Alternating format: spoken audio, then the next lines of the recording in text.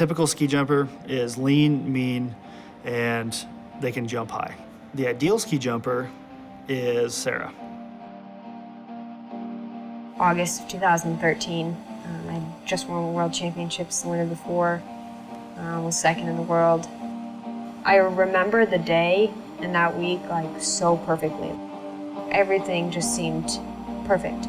Leading up to the Olympics, my goal was to win gold, and I was definitely on the track to do that. I remember sitting at the bottom of the hill after the crash and it was like, what just happened? I know that I can be back if my body cooperates.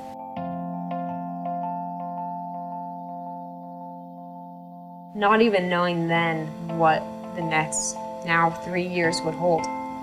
It was readjusting those goals of, okay, I want to win gold, to, okay, now I just want to walk into the opening ceremonies and be an Olympian. For me, the past 3 years have been a fail.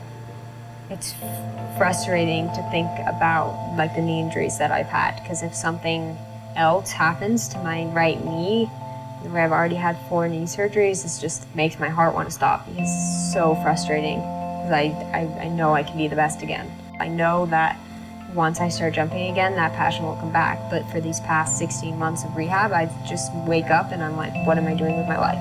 But once I'm at that ski jump, it's like, finally everything's paying off. But without that end destination, I just feel completely lost.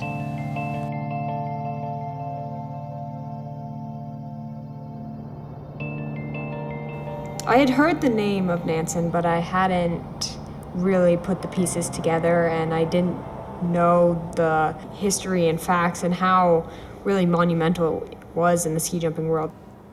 The Nansen Ski Jump is a freestanding structure that was built in 1936-37.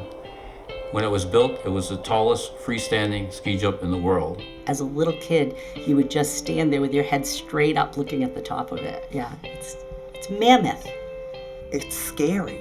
It is. It is scary when you get up to the top of that hill. Yeah. It's scary.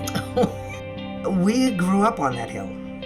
During all the meets, we were there 24/7. My father wasn't barely home most of the time because he was working the hill. I remember as a little girl going to the ski jumping event, and I was so small that my dad had to put me on his shoulders so that I could see above the crowd, because the crowd was huge. There was parking in the fields across the road, beyond more cars than you could see. They would shut down the road. So as a little girl, probably 6, 7 years old, it was the most fun event this town had ever seen. The jump was shut down for several reasons. The last jumper was paralyzed after his jump, and it was a sad way to see the end of the jumping career at Nansen. Often said that our family must be crawling in their graves to see that deteriorate.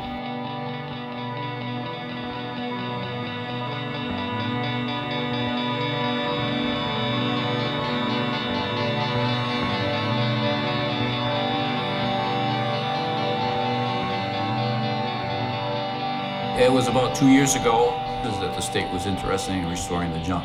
You'd drive by and you'd see the loggers there, and they're cutting it and they're trimming it, and it started looking like the old ski jump. We were all like, this is happening. For me, it's a step in the right direction. A lot of history comes back, a lot of memories come back.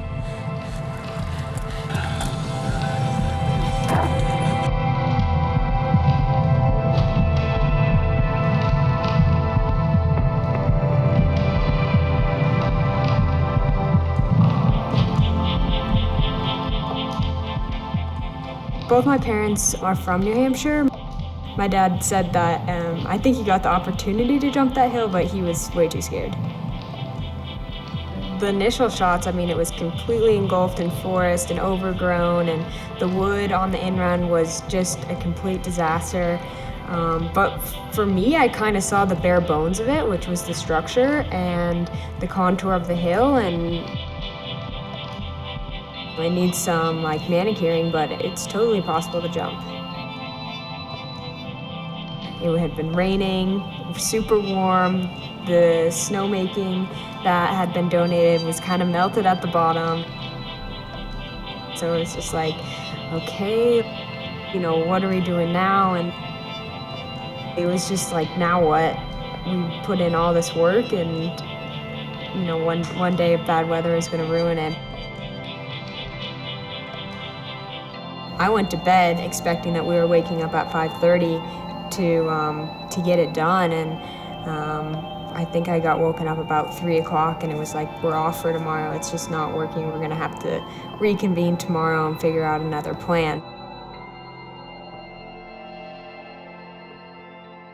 We got quite a bit on the blade. This landing hill is unfortunately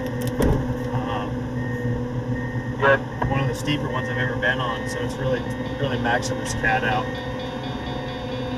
But also, the cat could do it, it's just get the snow to stick on that steep slope. Last night, I actually finished pushing all the snow over here to the bottom. I had to crawl up this without the winch. Basically, it was the last day that we could do it. I mean, it was like, if it didn't happen that Saturday, then everyone was out of there. The mentality is just like, no, we're going. Like, something's gonna turn out. It was meant to be. Everything's gonna line up so that we can accomplish this. Like, actually having the jump covered in snow, it was like, kind of like that pinch me moment. It was like, all right, we're walking up, we're doing this. Standing at the top, and never been so cold in my life. It took just a millisecond to look up and kind of see the cars down at the bottom. I remember feeling a breeze on my back and getting a little bit nervous about that. You just pretend like it's routine, you haven't taken any break, you can just put your skis in the track and let go of the bar and go.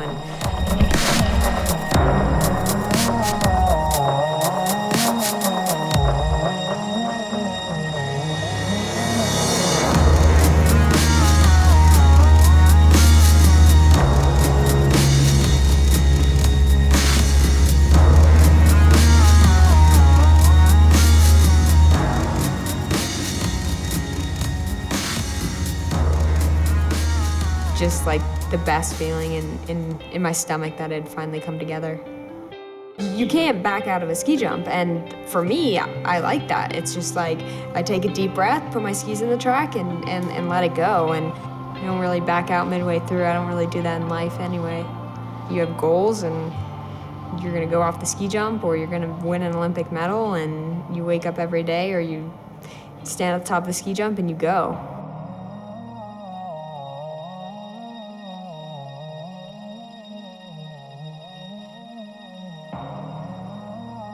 When people say that I was the first woman ski jumper to ski jump in the Olympics with bib number 1, like, I still kind of just brush it off my shoulder. At the end of the day, I have so many more goals to achieve. In hindsight, if I step back and look at the reason I ski jump and the historical factors that it has, like jumping Nansen, being a part of a bigger community than just the results, than just the Olympics, but fighting for equality, fighting for women to live their dreams, that is really where my passion shines through in the ski jumping world, because I love to fly. That's why I train so hard.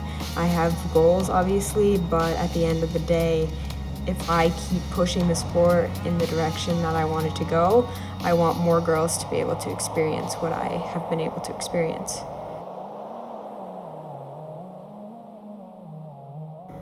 I feel like I was at my breaking point about 18 months ago when I'd undergone the 2 surgeries, and here I am 18 months later, and I have goals and I will not give up until I reach them. I'm gunning for a medal, and that's why I get up every day. I just had so much more in me to give to the sport of ski jumping.